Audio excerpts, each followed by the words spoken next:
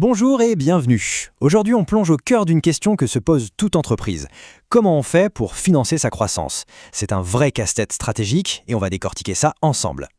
En fait, la question de départ, elle est simple. Toute boîte veut grandir, se développer. Mais pour ça, il faut de l'argent. Alors, où est-ce qu'on le trouve? Comment on paye pour cette ambition? C'est vraiment le nerf de la guerre. Et la réponse, ce n'est jamais une solution miracle. En réalité, financer son entreprise, c'est un peu comme être un funambule. On est en permanence en train de chercher l'équilibre parfait entre des forces qui nous tirent dans des directions complètement différentes.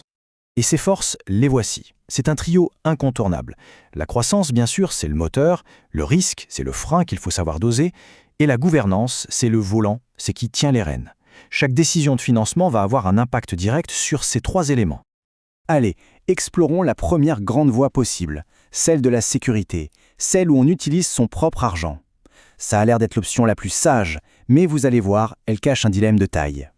Bon, la méthode la plus évidente, c'est ce qu'on appelle l'autofinancement. C'est simple, on prend les bénéfices qu'on a déjà faits et on les réinvestit.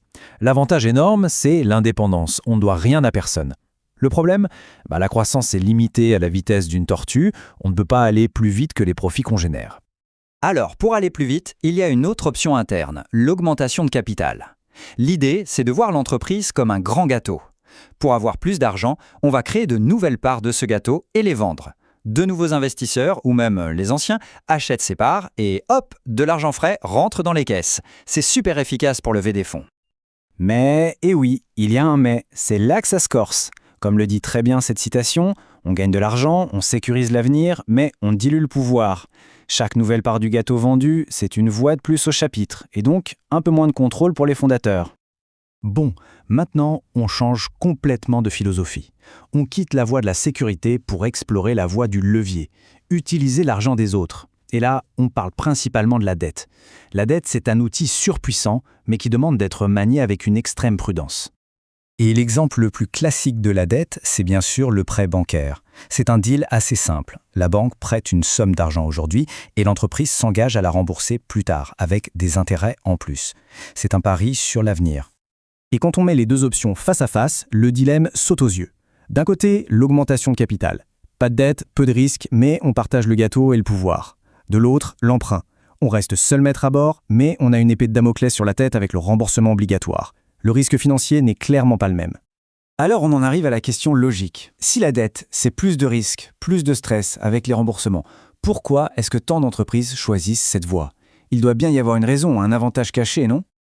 Eh bien oui, il y a un avantage, et pas des moindres. C'est ce qu'on va décortiquer maintenant. Accrochez-vous, on a parlé d'un concept clé en finance, le fameux effet de levier financier. C'est là que la magie opère. Pour que ce soit limpide, rien de mieux qu'un cas pratique. On va prendre l'exemple de l'entreprise Lyotard qui a un projet d'investissement. Elle hésite entre deux scénarios de financement, un avec dette et un sans. Premier point, et c'est crucial de le comprendre, le projet en lui-même est tout aussi bon dans les deux cas. Sa rentabilité économique est de 11,3%. Ça veut dire que la machine à faire de l'argent, l'activité de l'entreprise, elle tourne exactement à la même vitesse, quelle que soit l'origine du carburant. La question est donc, si la machine tourne pareil, quel financement va donner le meilleur résultat final pour les propriétaires, c'est-à-dire les actionnaires? Est-ce que c'est mieux de ne pas avoir de dette ou au contraire d'en prendre une?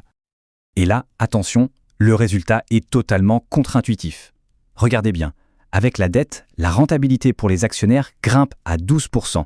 Sans la dette, elle n'est que de 7,5%. C'est dingue, non? En s'endettant, ils s'enrichissent davantage. Et voilà l'explication, c'est ça, le fameux effet de levier. Le mécanisme est simple. Tant que le projet rapporte plus, ici 11,3%, que ce que la dette coûte, toute la différence, c'est du bonus qui va directement dans la poche des actionnaires. La dette agit en fait comme un turbo qui suralimente leurs profits. Mais attention, un turbo, ça peut aussi casser le moteur. C'est une arme à double tranchant. Quand tout va bien, le levier amplifie les gains. Mais si l'activité ralentit et que la rentabilité du projet passe sous le coup de la dette, le levier s'inverse. Et là, il amplifie les pertes. C'est ce qu'on appelle l'effet de massue. Et ça peut faire très, très mal.